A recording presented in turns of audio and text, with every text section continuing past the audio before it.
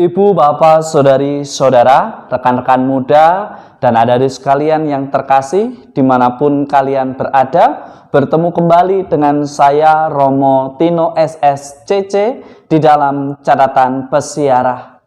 Hendaknya di dalam persiaran perjalanan hidup kita senantiasa meneliti dan merenungkan serta mengoreksi apa yang kita lakukan di dalam persiaran hidup kita.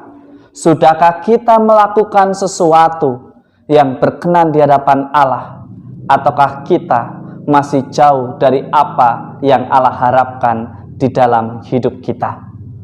Sebelum kita mendengarkan permenungan dari catatan pesiarah, marilah kita membuat tanda kemenangan Kristus.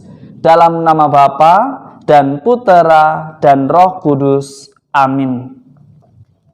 Allah Bapa yang Maha Rahim, Engkau mengutus Putramu ke dunia untuk membebaskan kami dari perbudakan dosa.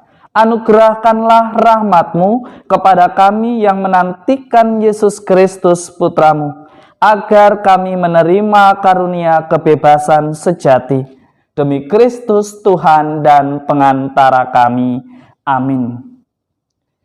Ibu, bapak, saudari, saudara, rekan-rekan muda, dan adik-adik sekalian yang terkasih di dalam Yesus Kristus.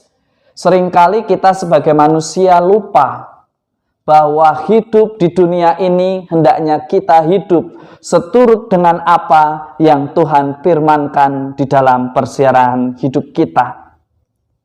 Tuhan pasti mengasihi Anda, saya, serta kita semua apabila kita senantiasa berdoa, mencari Tuhan, dan juga mendengarkan apa yang disabdakannya kepada Anda dan saya, serta kita semua di dalam persiaran hidup kita. Jelas dikatakan di dalam kitab nubuat Nabi Yesaya, inilah jalannya, ikutilah jalan ini. Pertanyaannya, seringkali kita tidak mau mengevaluasi atau bahkan mengoreksi apa yang menjadi persoalan di dalam persiaran hidup kita. Seringkali kita selalu menganggap diri paling benar, menganggap diri paling tahu.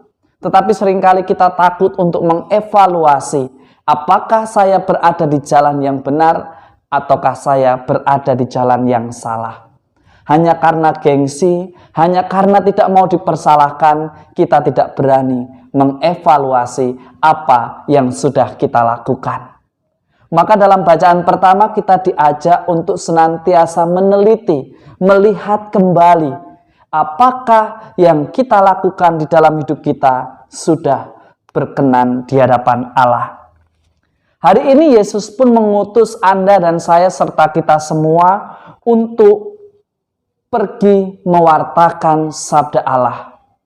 Sekali lagi, pewartaan akan kasih Allah dan firman-Nya akan menjadi percuma dan tidak berdaya ubah ketika kita hanya pandai mewartakan di dalam kata-kata, tetapi kita lupa untuk menjadikan diri kita sebagai teladan hidup di dalam beriman.